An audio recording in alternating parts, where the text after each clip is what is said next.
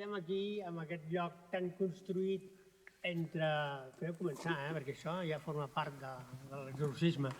Resulta que hi ha dues sensacions que són la raó i l'èxtasi.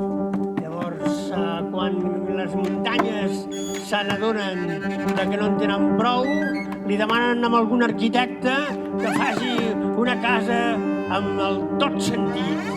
I resulta que hi ha filtracions sempre del més enllà, una cosa que es converteix en humitats i les cabiroles pugnen per tenir el seu paper preponderant. A la fi, tots els temples s'ensorren i les muntanyes, que són filles del caos i l'èxtasis, riuen mentre han tingut tanta paciència.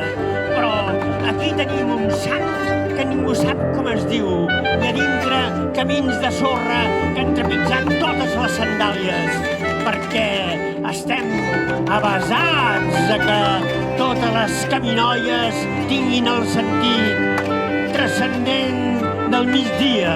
Més enllà de la tarda esperem el Nescafé i després demà serà un altre dia. I així esperem i així sabrem que el ser i el res és només posar-ho a l'inrevés.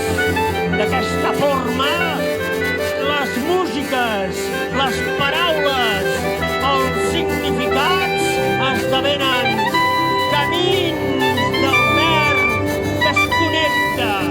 Tot el que arriba per la neurona és un radar. I després, a dintre, l'estat major ho confegeix i ho converteix en la llengua que prefereix.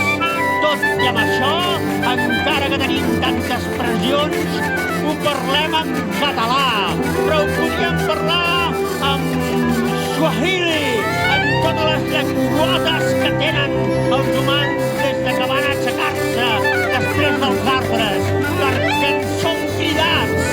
Estem aquí per destruir el planeta i quan estiguem cansats fugir a les estrelles, perquè ens quedaran els abismes del mar i a dintre estan amagats tots els continents desapareguts.